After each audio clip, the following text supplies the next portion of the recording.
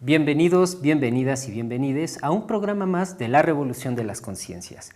Antes de comenzar, pues como en todos los programas, les invitamos a que se suscriban a las redes sociales, tanto del Instituto Nacional de Formación Política de Morena como de la 4TV, que siempre nos apoya para grabar este programa.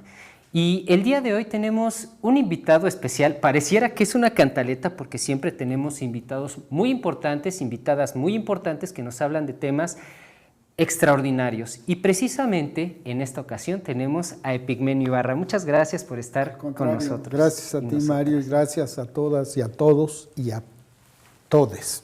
Exactamente, Epigmenio.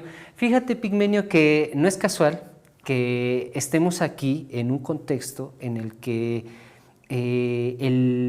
la semana pasada tuvimos como ese deadline que impuso Estados Unidos a México para la imposición de aranceles, que no es exclusivo de México, hay que decirlo, sino es que esta política se está llevando a cabo en todo el mundo. Inclusive la presidenta Claudia Sheinbaum y su equipo han llamado un nuevo orden mundial en el sector económico. ¿Cuál es el contexto, Epigmenio, que vivimos precisamente en México y en el mundo con relación a esta política que se está llevando a cabo desde Estados Unidos? Tú hablas de deadline y hay que entender lo que sucedió. Efectivamente era un deadline en la mente de la ultraderecha supremacista en los Estados Unidos y sus esbirros locales, los vendepatrias de la oligarquía, de la comentocracia y de la oposición conservadora.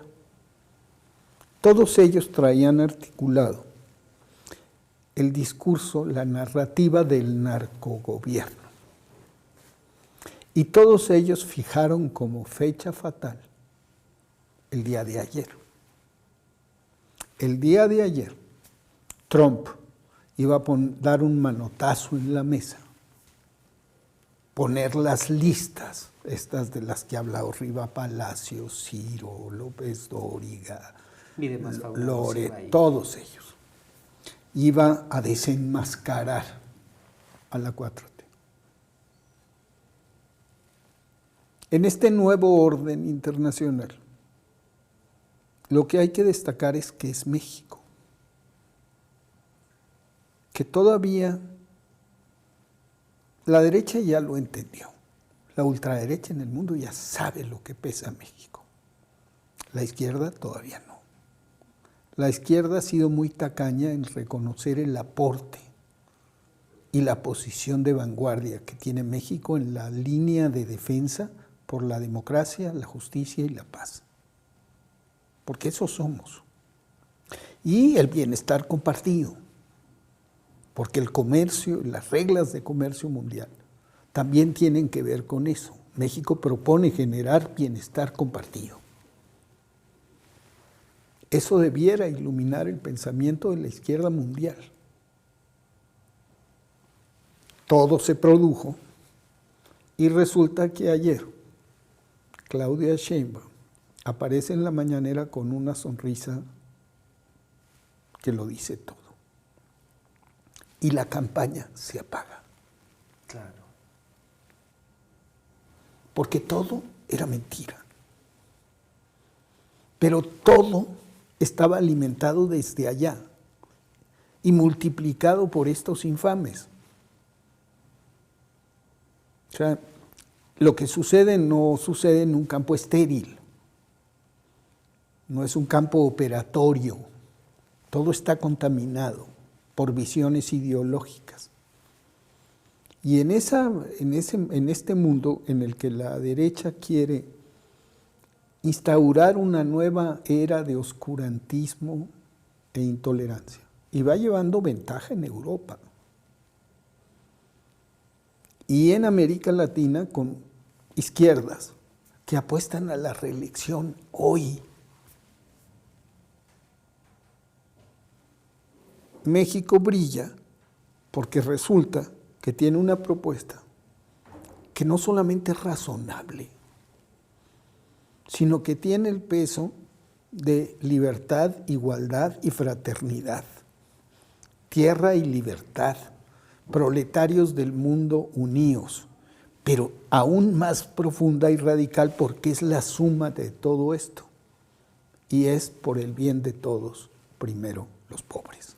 Es que fíjate, Pigmenio, es que entonces no es casual que Estados Unidos haya declarado precisamente a México como uno de sus enemigos a la altura de China, de Rusia y de otros países que están precisamente disputando terreno hegemónico, pero esta enemistad tiene que ver con una perspectiva ideológica, con una cuestión que va contraria al marco político económico que se está llevando a cabo por parte de Estados Unidos. ¿Tú cómo ves esta parte de disputa que se está llevando a cabo desde México desde el punto de vista ideológico? La ultraderecha supremacista, es decir, Pam Bondi, la secretaria de Seguridad Interna de los Estados Unidos, la CEA, la DIA, la DEA, la CIA, los organismos de inteligencia que siempre están contaminados ideológicamente. Tienen razón. México es el enemigo principal. No porque tenga armas, sino porque tiene la razón. Porque la fuerza del humanismo mexicano es avasalladora. ¿A qué sector del mundo, en qué país, tú dices por el bien de todos, primero los pobres? Es decir, cabes tú. Así es. Tú, empresario, cabes. Tú, profesionista liberal, cabes.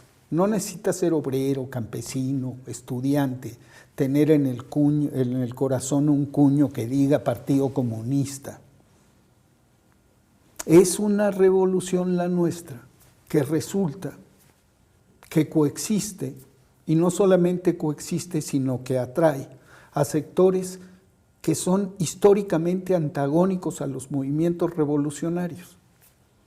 Y es una revolución la nuestra, con una presidenta que llega a acuerdos con Trump. Eso para un sector de la ultraderecha en los Estados Unidos es intolerable. Claro.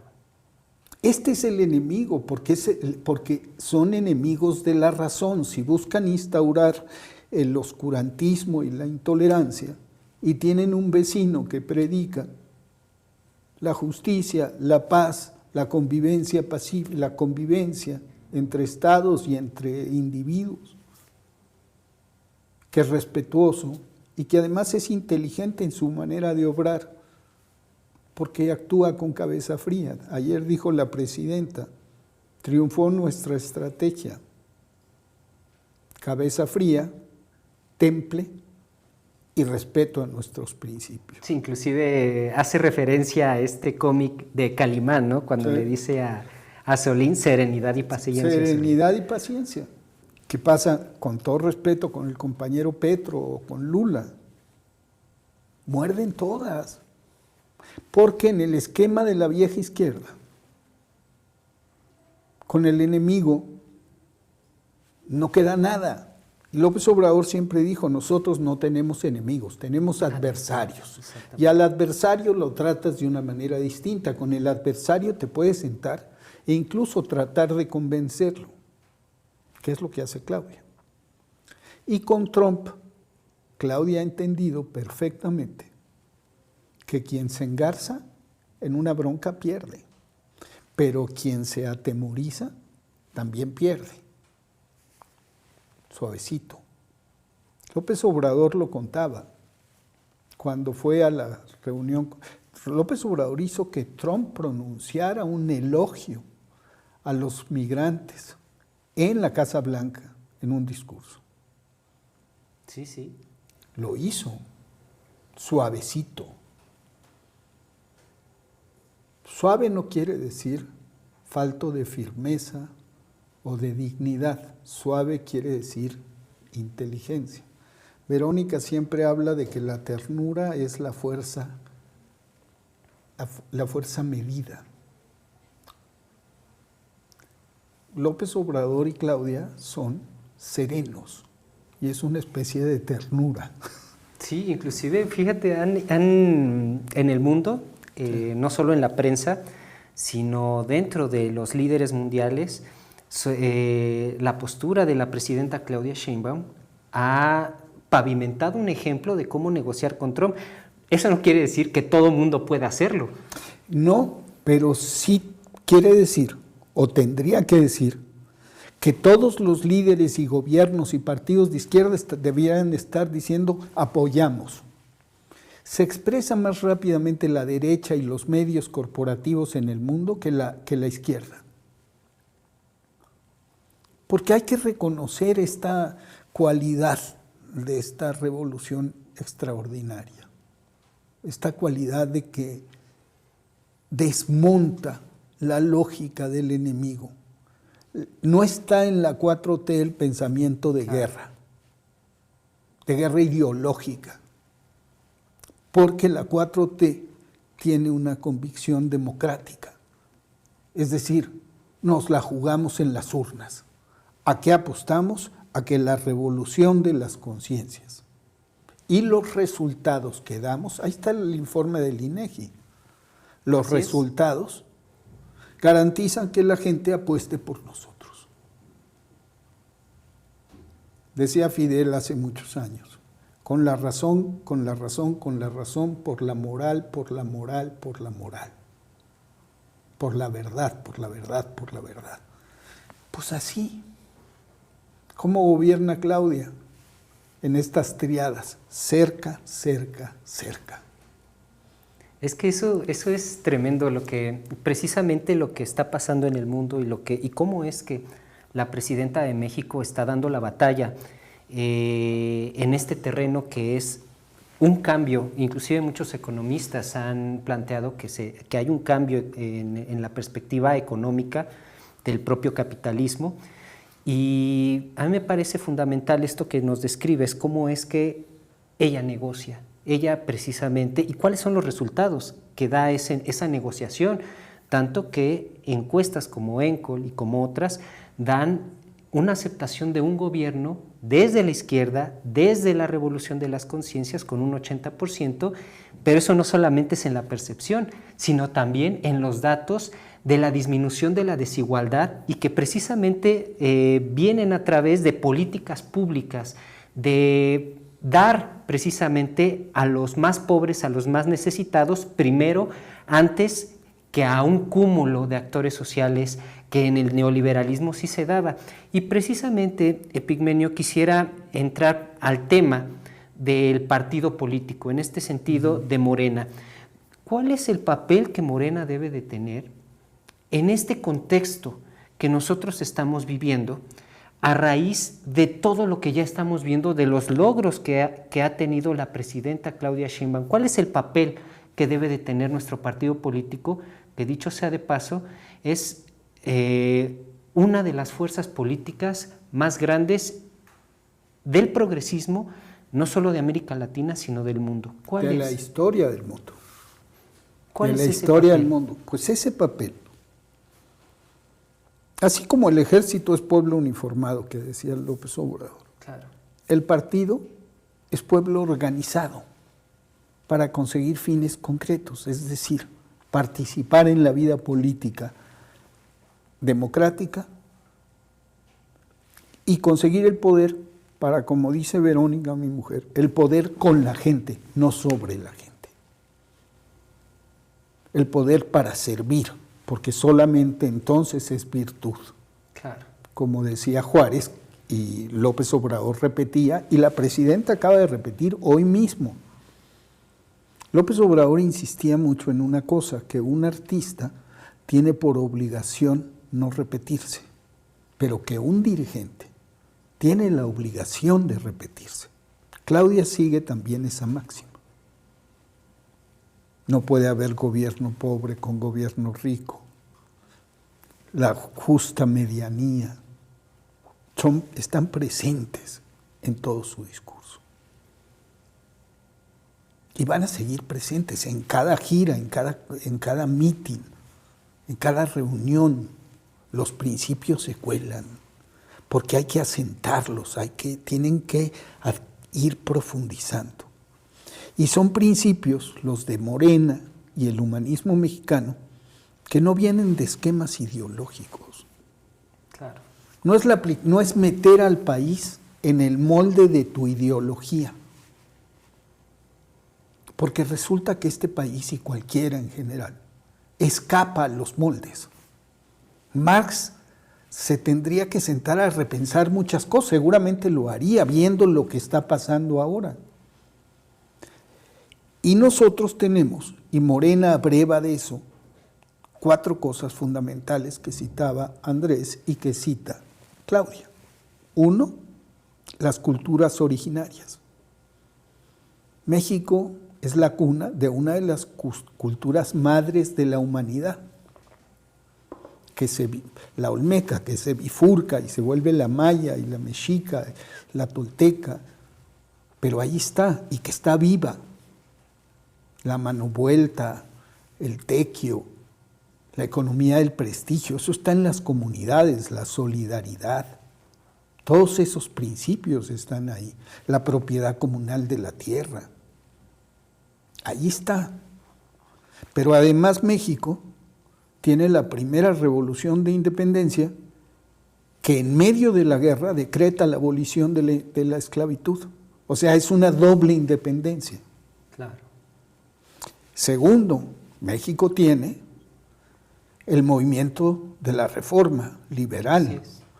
La primera nación de América que se separa Iglesia del Estado y de muchas partes del mundo. Todavía hoy en Chile, segundo acto del presidente electo es el Te Deum en la catedral. Así es, en diferentes partes de América Latina hasta el siglo XX se logró esa separación. ¿Sí? Tercero, la primera revolución social del siglo XX. La gran revolución. Tierra y libertad, sufragio efectivo, no reelección. Fíjate. Y dicen, ¿y por qué se fue López Obrador? Está escondido. Sufragio efectivo, no reelección, no maximato, no necesariato. Las ideas son más grandes que los seres humanos. Fíjate, y eso no se lo perdonan, ya no digamos los militantes que extrañamos precisamente al presidente Andrés Manuel López Obrador, pero la derecha siempre lo está recordando.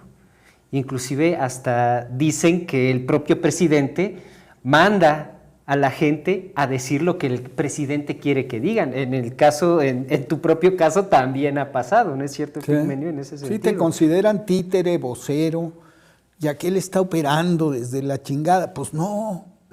Sí, exactamente. Es un hombre que tiene muy clara conciencia de la construcción de un personaje histórico y sabe que el final de su personaje histórico fue cuando se quitó la banda y se lo entregó a Claudia, que según sus propias palabras, y con las que yo estoy de acuerdo, es lo mejor que le pudo haber pasado a México.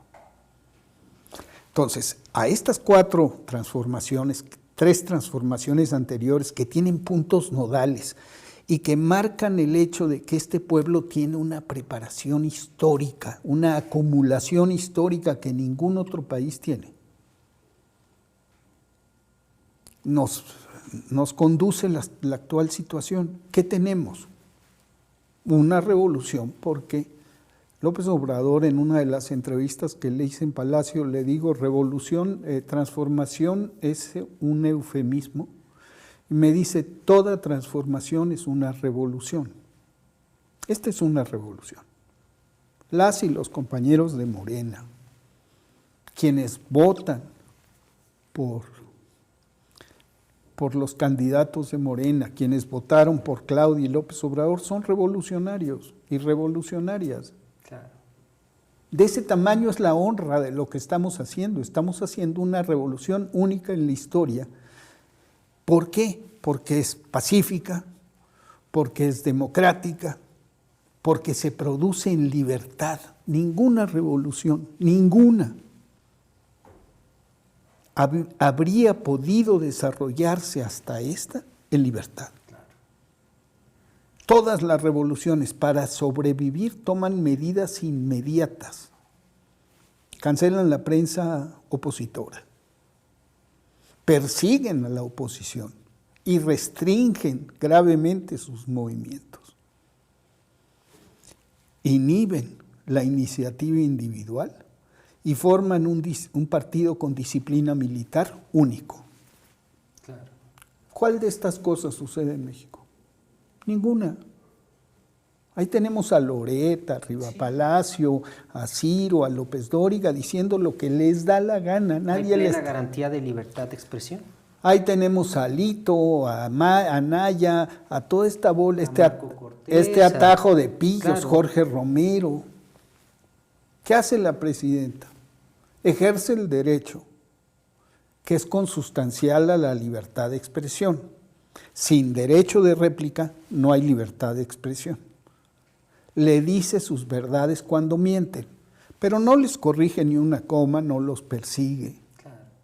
Como todos los demás gobiernos de izquierda han hecho, todas las demás revoluciones, perdón. Y la última cosa es, esta revolución se juega la vida en las urnas. ¿Por qué es importante el partido? Porque el instrumento para ganar elecciones y para vigilar a quien gobierna en su nombre y en nombre del pueblo y para servir al pueblo es el partido. Porque la política se ejerce gracias a la voluntad popular. Así es. Se gobierna gracias a la voluntad popular. El partido promueve, propone al pueblo candidatas y candidatos y luego debe vigilar el quehacer de sus candidatas y candidatos convertidos en gobernantes, entendiendo que gobiernan para todo el pueblo y no solamente para el partido. Así es.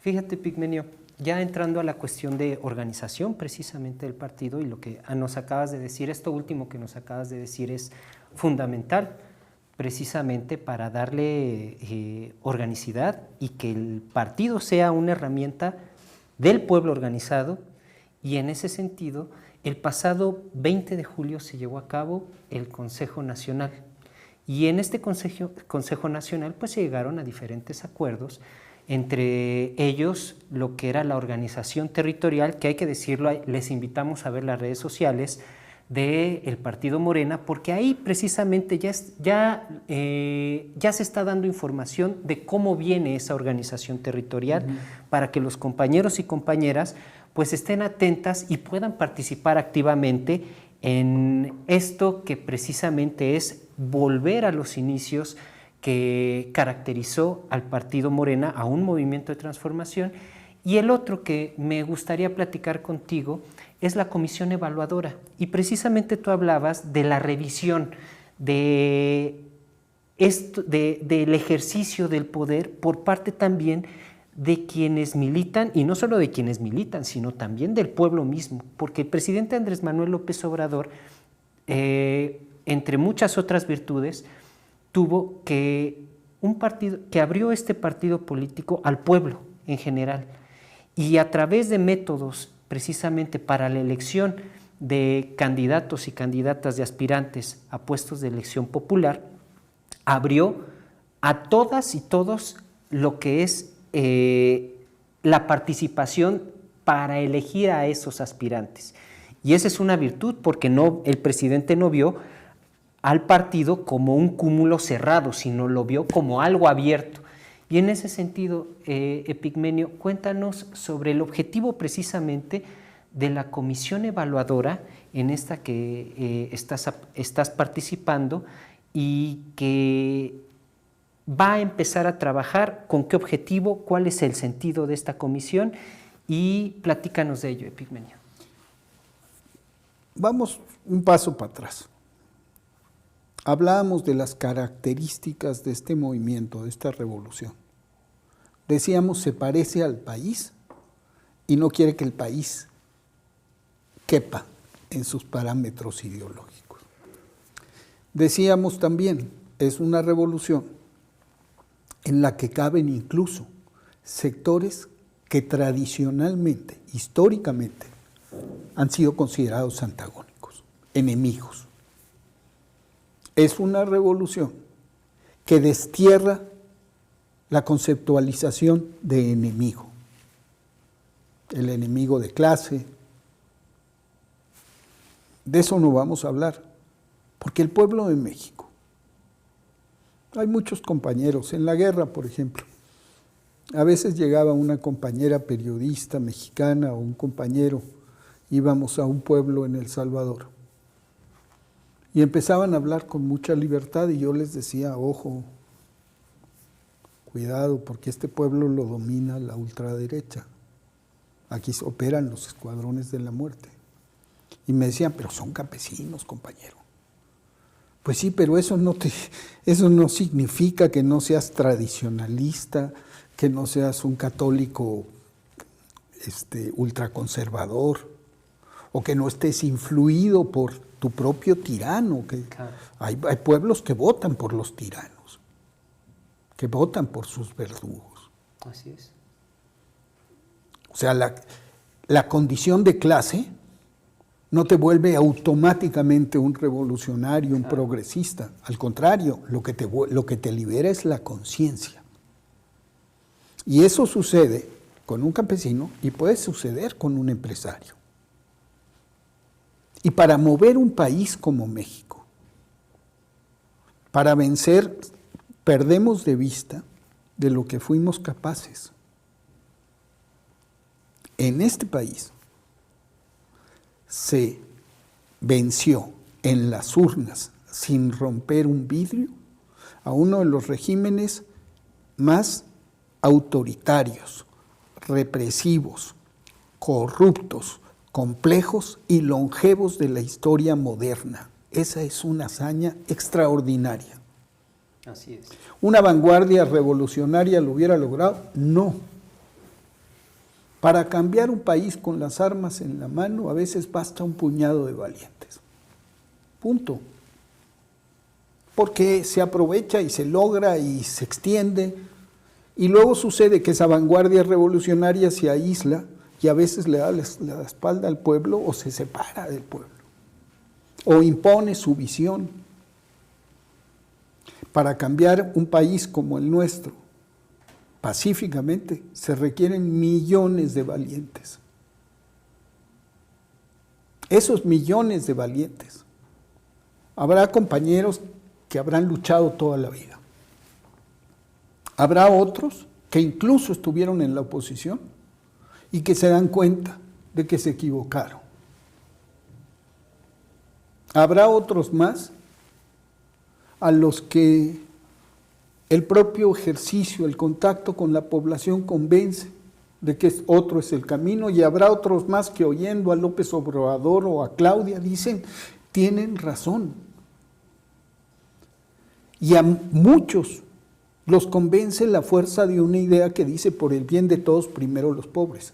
Y no dice, vamos a instaurar la dictadura del proletariado y suprimir a las otras clases, porque son enemigos, sino que es incluyente y que propone una condición para unirse. En este país hoy basta con ser decente para ser revolucionario. Y basta con entender que por el bien de todos, primero los pobres. Y que hay que ser austero, y que hay que vivir en la justa medianía. Y una organización que asume estos principios, pues es distinta también, es amplia, es incluyente.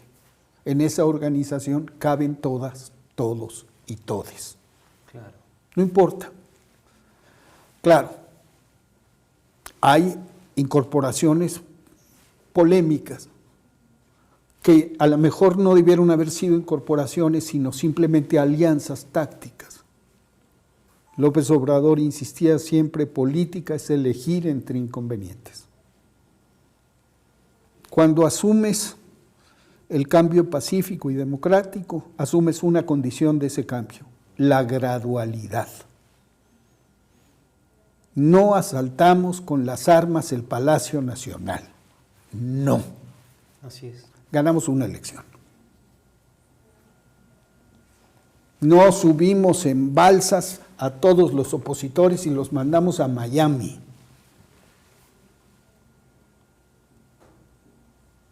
Tampoco los fusilamos, ni los metimos a la cárcel, ni les quitamos sus medios de producción, ni les quitamos sus medios de comunicación. Están vivitos, libres y coleando.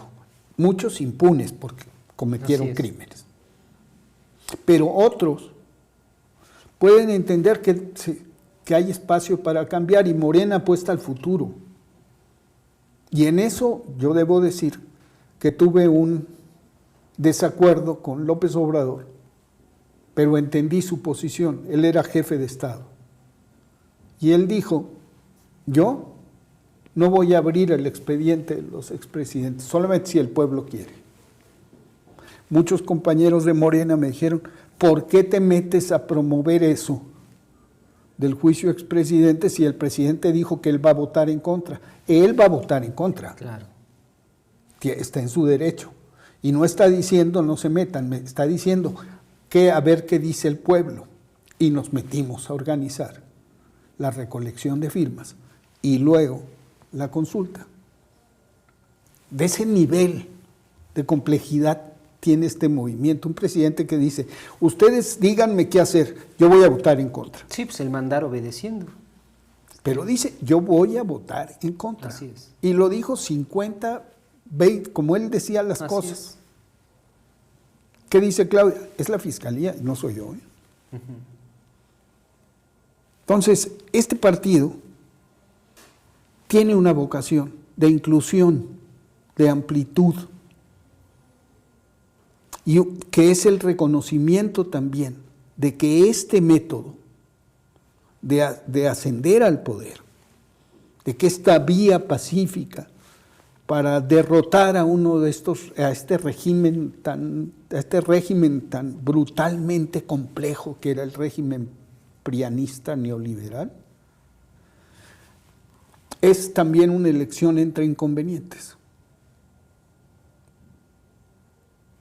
¿Cuánta gente honesta, con capacidad, experiencia, conocimiento del aparato estatal puede haber cuando Morena toma el poder? Sí, se vacía el partido. Se vacía el partido y no alcanza. Así es. Sí, fíjate, el FIS habla, nuestro querido Rafael Barajas habla de que el partido, de que el gobierno es un pozo sin fondo que requiere cuadros todo el tiempo. Y entonces, precisamente, no hay esa parte de dónde alcance en ese sentido, ¿no? Se necesita estar todo el tiempo, no solo en la formación de cuadros, sino atrayendo perfiles de diferentes sectores. Y ganar elecciones implica también encontrar candidatas y candidatos con experiencia, capacidad, y a veces, pues en una propia estructura municipal, distrital, no los hay en el partido. Y luego hay que ganar, porque en democracia acceder al poder es acceder a obligaciones, es acceder a la tarea de cumplir. Y para cumplir necesitas operadores. Pero también para poder llegar y poder cumplir con tu proyecto y cumplirle al pueblo, tienes que ganar. Y eso implica a veces alianzas. Porque eso está en el fondo, el reconocimiento de que este país es más complejo. Morena es el partido más grande de la historia. Ni siendo el partido más grande de la historia, comprende a todo México. Por eso el Consejo toma la resolución de ir a los municipios. Claro. Para que en los municipios empiece a sentirse que gobierna Morena y que es una calidad distinta, que hay una moral distinta, que hay un comportamiento distinto. Y Morena está ahí.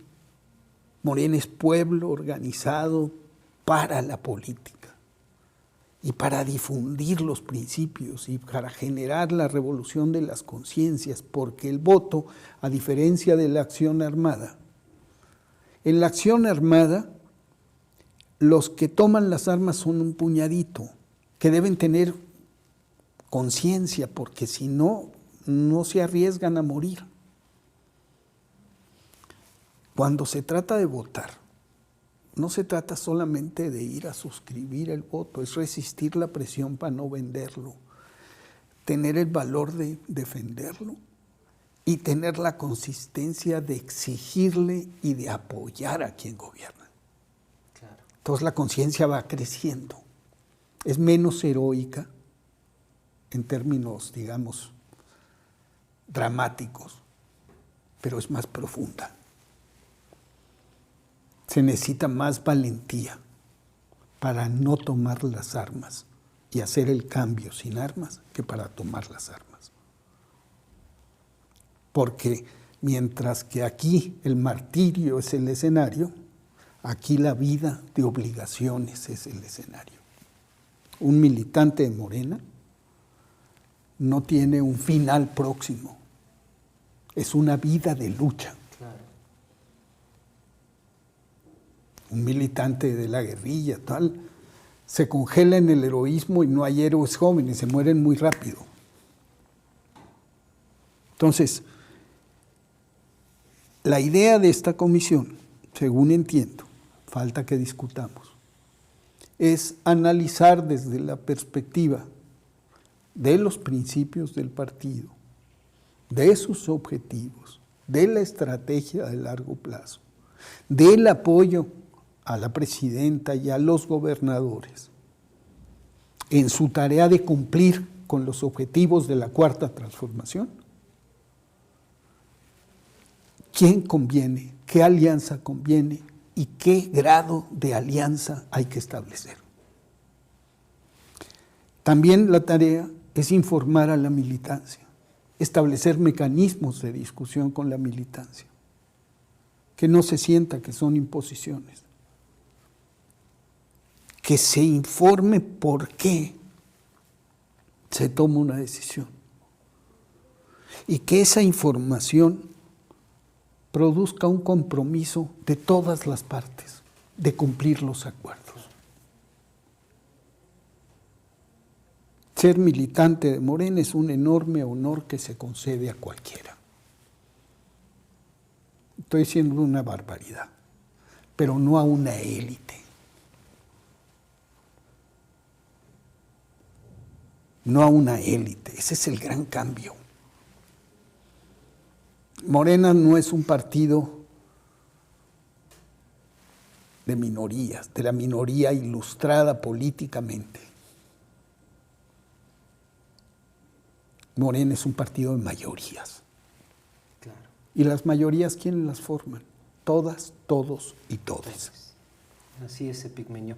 Ya para ir cerrando esta entrevista, gran entrevista, la verdad, hemos tocado muchos temas muy importantes, hemos ido desgranando precisamente desde el contexto político que tiene México con el mundo entero, hasta la parte del papel del partido y sobre todo esta parte de la comisión evaluadora que me parece fundamental para el ejercicio político que Morena tiene que hacer como partido político, también en defensa de un proyecto de transformación.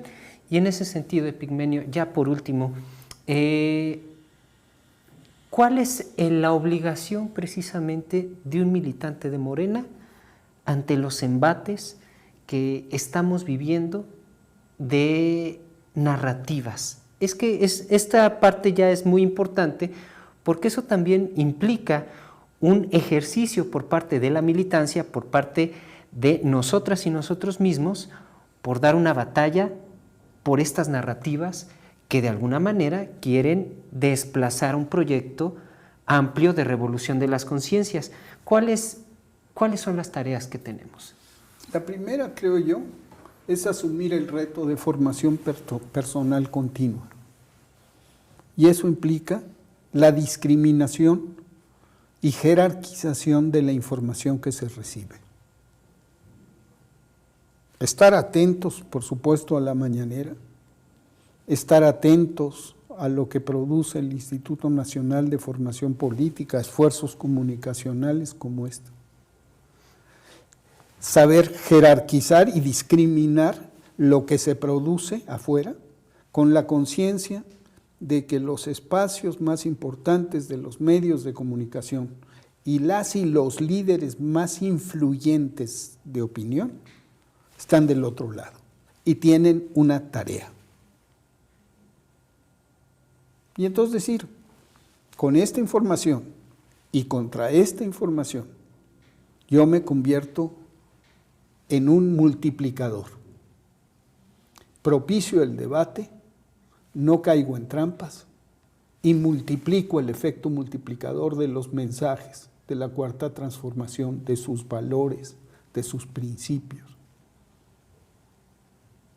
Tenemos abundante material. La mañanera es un material extraordinario. Hay que estar atentos. Claro. En los estados de la República, todos los fines de semana, ahí está Claudia Sheinbaum. Habla en cada evento, poco lo reproducen los medios. Entonces tenemos que volvernos, todos y cada uno de los militantes de Morena, un medio de comunicación, para generar un proceso expansivo de conciencia. No temer al debate, pero no caer jamás en provocaciones. Es decir, hay ciertas cosas muy bien diseñadas por la derecha, eso tiene que ver con la CIA y con su manera de conceptualizar las campañas de rumores, las infamias. Desde 1954 lo hacen. Lo desarrollaron dentro. Hay manuales. Hay manuales, cómo siembran un rumor los niños con cáncer. Ya se nos olvidó, pero en 1954 lo que le quitó la base a Jacobo Arbenz fue un rumor sobre los niños indígenas, que los cubanos estaban secuestrando niños para quitarles órganos. Eso venía de la propaganda de Goebbels, que presentaba a los judíos sacrificando niños católicos, arios. Goebbels tuvo éxito. Sí. Y en 54 en Guatemala, la base social de Arbenz se diluyó y Castillo Armas avanzó sobre Guatemala. Entonces, primero tener eso claro. ¿Quiénes son estos personajes? ¿A quién sirven? ¿A quién sirve Loret? Entonces hay ciertas cosas a las que uno no debe darle entrada. Jerarquizas. ¿De dónde viene la información? Es Loret. Para el otro lado. ¿De quién, no? Para el otro lado, eso sí. Claro. Eso no es información, eso es propaganda desestabilizadora. Entonces, no se trata de no dudar, pero se trata de no caer, de no ser ingenuos y de debatir, porque esto es como está circulando y invade todo el ambiente, debatir con elementos. El Consejo Nacional. ¿Cuál fue la información? El Consejo Nacional de Morena apoya. Yo decía, perdón, yo no grité. ¿Tú gritaste, Fis? Tampoco. Y tú, tampoco. Eran 20 y tantos. ¿Cuál fue la nota? Gritaron. Claro, como si hubiera sido la nota una moción era general. Aparato municipal, 31,000 comités, esta comisión. Y el pronunciamiento de la presidenta del partido, del presidente del Consejo Nacional, diciendo no va a haber impunidad. Y la presencia de Adán ahí sentado. Claro. Unos gritaron apoyando, está bien por ellos, pero eso no fue el Consejo. Entonces, las y los militantes del partido tienen que estar vacunados, vacunarse a sí mismos. Es una autoinmunización contra los rumores. y al mismo tiempo una tonificación de la conciencia con los documentos, discursos, pronunciamientos del partido y del gobierno para expandirlos.